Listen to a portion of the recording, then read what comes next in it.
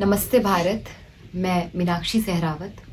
अभी हाल ही में कर्नाटक पुलिस के द्वारा मेरे ऊपर एक केस लगाया गया, मेरे अगेंस्ट एक एफआईआर दर्ज की गई और वो इसलिए की गई क्योंकि मैंने राष्ट्रपिता कहे जाने वाले एक व्यक्ति के ऊपर कुछ टिप्पणियाँ की।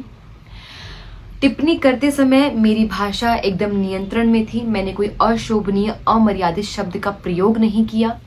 उसके बाद भी मेरे ऊपर एफआईआर हो जाता है क्योंकि मैंने इतिहासकारों के द्वारा प्रमाण और तथ्यों के आधार पर जो कुछ भी ऐतिहासिक पुस्तकों में लिखा जा चुका है वही मैंने अपने शब्दों में जनता तक पहुंचाने का प्रयास किया, इसलिए मेरे ऊपर एफआईआर हो जाता है।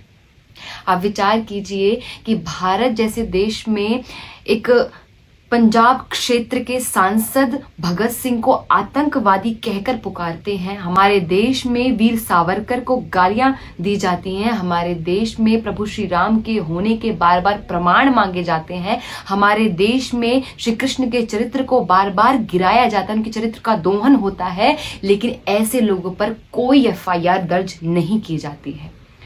आप विचार कीजिए कि हमारे देश में एक पेंटर जो माता सीता, माता लक्ष्मी और अन्य कई देवियों की नंगी तस्वीरें बनाता है, उसको पद्मश्री और पद्म भूषण से नवाजा जाता है।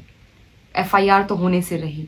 हमारे देश में मदर टेरेसा आती है, हमारे देश की संस्कृति को खराब करती है या कन्वर्जन करती है और उसको भारत रत्न मिल जाता है। अब विचार कीजिए, हमारे देश में जेएनयू जैसी यूनिवर्सिटी में एक व्यक्ति भारत तेरे टुकड़े होंगे जैसे नारे लगाता है और उसके ऊपर कोई कार्यवाही नहीं होती है। क्यों? क्योंकि उसके पास फ्रीडम ऑफ स्पीच है, फ्रीडम ऑफ एक्सप्रेशन है, वो अपनी भावनाओं को व्यक्त कर सकता है। लेकिन मेरे पास ना फ्रीडम ऑफ स्पीच है, ना फ्रीडम ऑफ एक्सप्रेशन है, ना मेरे पास कोई प्रश्न करने का अधिकार है। और ये प्रश्न केवल मेरा नहीं है, मेरे जैसे कई लोगों का है। क्या कि किस दस्तावेज में कहाँ ये लिखा हुआ है कि ये व्यक्ति भारत का राष्ट्रपिता है? ये कहाँ लिखा हुआ? ये प्रश्न कई लोगों का है। आप विचार कीजिए, मेरा केवल इतना कहने पर कि इस माँ भारती का कोई पुत्र तो हो सकता है, कोई सपूत तो हो सकता है, लेकिन माँ भारती का, इस राष्ट्र का कोई पिता नहीं हो सकता है, इतना कहने पर मेरे अगेंस्ट एफआईआर हो जाती है। और मैंने देखा कि जब ये केस मेरे ऊपर हुआ तो कई रिपोर्टर्स ने और कई जगह ऐसी हेडलाइंस आई कि नॉर्थ की एक वक्ता ने इस प्रकार का बयान दिया है। हमने कब से अपने आप को इस प्रकार से नॉर्थ और साउथ में बांट लिया? एक बॉर्डर कब हमने खींच दिया? मैं नॉर्थ, साउथ, ईस्ट, वेस्ट नहीं हूँ। मैं एक भारत की बेटी हूँ। भारत की बेटी के ऊपर ऐसा कुछ हुआ है, भारत की बेटी के साथ ऐसा कुछ हुआ है, तो पूरा भारत मेरे साथ होना चाहिए। तो अपने आप को इस प्रकार से ना बांटा जाए।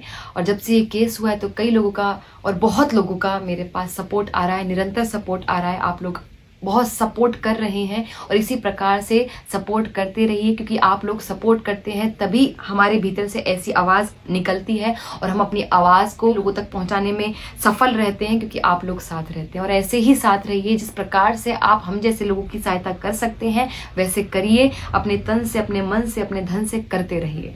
और सबसे बड़ी बात कि जुल्म के साए में फिर लब खोलेगा कौन? यदि आज भी हम चुप रहे तो फिर बोलेगा कौन? तो हमें चुप नहीं रहना है, इसी प्रकार से अपनी आवाज़ को उठाते रहना है। नमस्ते, हरे कृष्ण।